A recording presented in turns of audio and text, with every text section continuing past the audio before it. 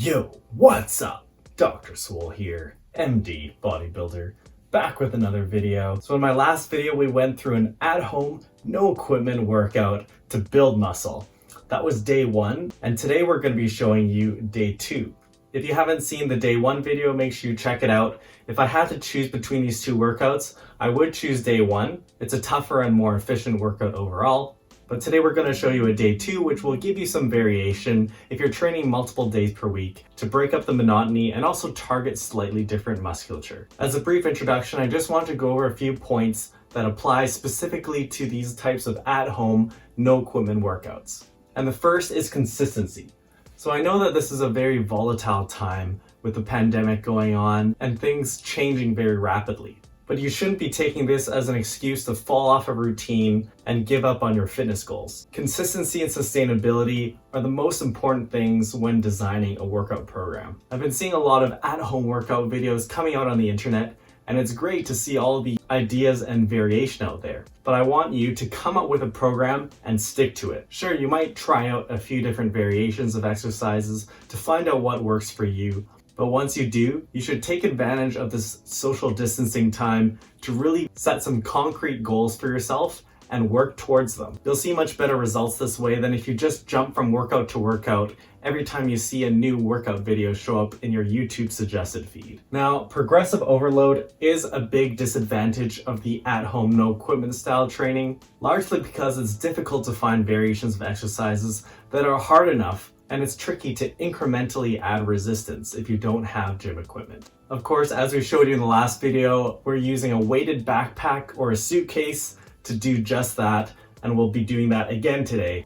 Now, the other major pitfall of the at-home no equipment workout is intensity. You really need to make sure you're training hard. Ideally, you should be choosing variations of exercises that are tough enough that you can only do 6 to 15 reps. You can go up to 30, but once you get far beyond that, you may have less hypertrophy, since it's been shown that there's a minimum threshold of intensity where you want to be training with at least 30% of your 1 repetition maximum. So if you can do more than 30 reps of an exercise, think about trying a tougher variation. Now for relative intensity, I would suggest going for 0 to 1 reps in reserve. Now this is actually a little bit different than the general recommendations I give in my intensity and rep ranges video of 1 to 2 reps in reserve. And that is something that is specific to this at-home, no equipment scenario. There are a couple of reasons for this. First of all, if you're not using very much resistance, you really want to make sure you're getting close to failure to get that hypertrophic response. Furthermore, I would suggest actually train to failure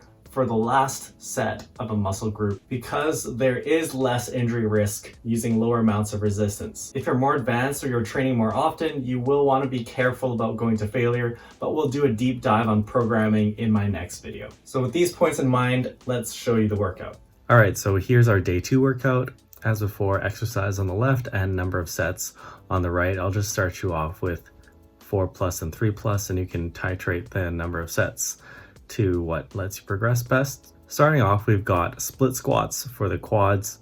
Then we move on to a single leg hip thrust for hamstrings and glutes.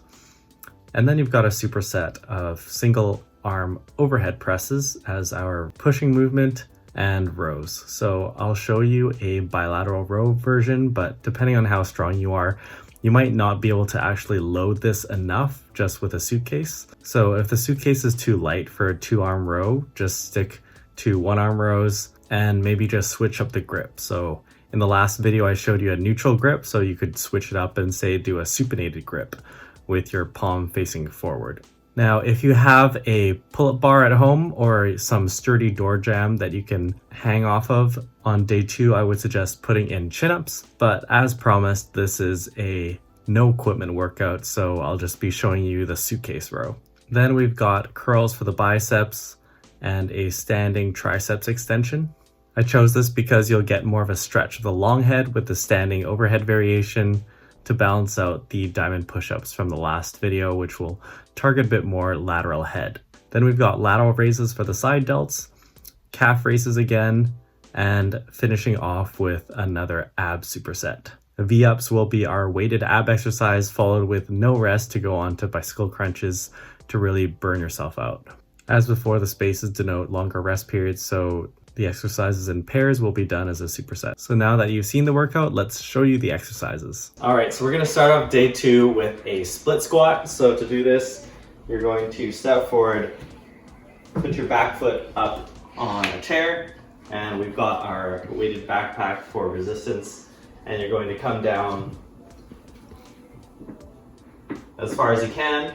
Make sure your knee is over your second toe and back up. So next we've got a single leg hip thrust for your hamstrings and glutes. So to do this, you could put your back up on a chair or a couch, but here we're just going to do it on the ground.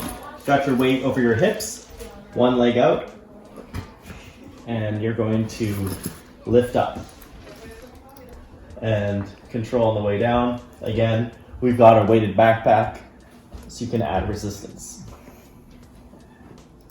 Next, we've got a single arm overhead press for your delts and your triceps. So I'm going to use the backpack here. You've got the weight up here and you're going to push until your arm is straight. Overhead, come down, try and keep your hand over your elbow all the way.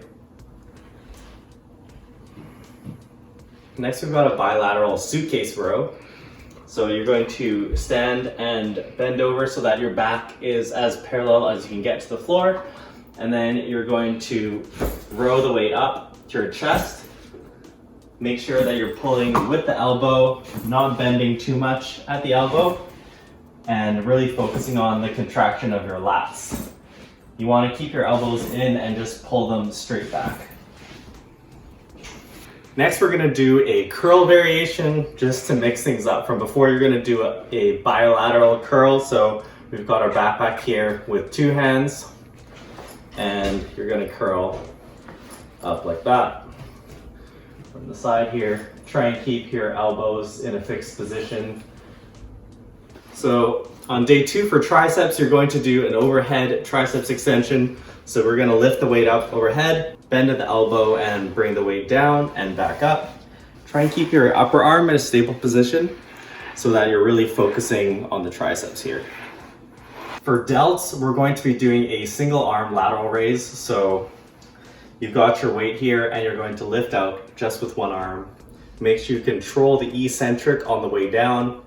Now, ideally you would have 2 weights, but for convenience, we're just going to do this with one arm since we have our backpack here. But if you have any other way of having 2 weights at the same time, like if you have 2 bags or something, just do that. So for calves, it's just going to be the same as day 1. You can do your single leg calf raises. All right, so now we've got our ab superset. So we're going to start off with a weighted V up, lying flat with the weight over your head like this, and you're going to V up until the weight touches your shins. And back down, up. And then you're going to superset that with minimal rest onto your next exercise, which is going to be bicycle crunches. So here, I want you to touch your elbow to your opposite knee. Go all the way back down, and next.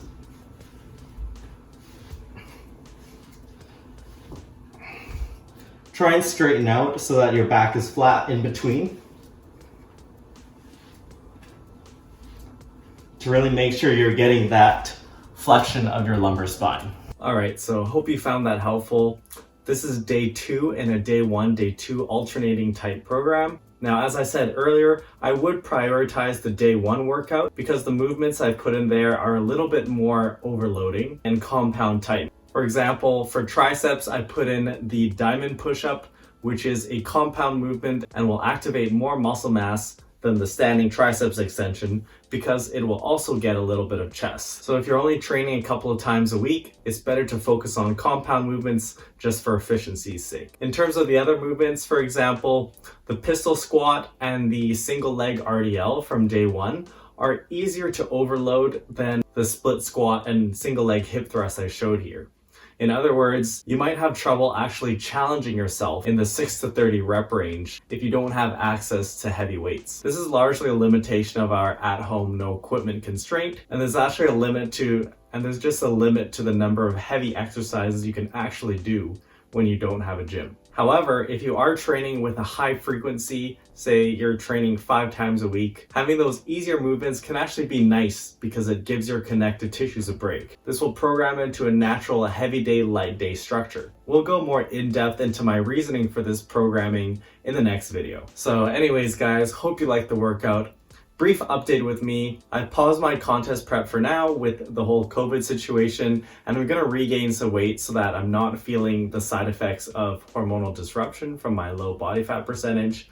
As an announcement, I've actually started writing a book. I basically want to put out some information that will provide you guys with some science-based bodybuilding programs and show you how to write your own. So the first book is going to be on upper lower splits. That's been my most popular video. I think it's almost to like 10,000 views. So comment below to let me know what you want me to include in this book. I'm very open to feedback, and I'm writing this book mainly for you guys. That's all for now, guys. Thanks for watching. If you found this video helpful, make sure you like the video and leave me a comment below because it helps the channel. If you want to hear more about the in-depth programming for these at-home full body splits, make sure you hit subscribe and hit the notification bell so you get that video when it drops.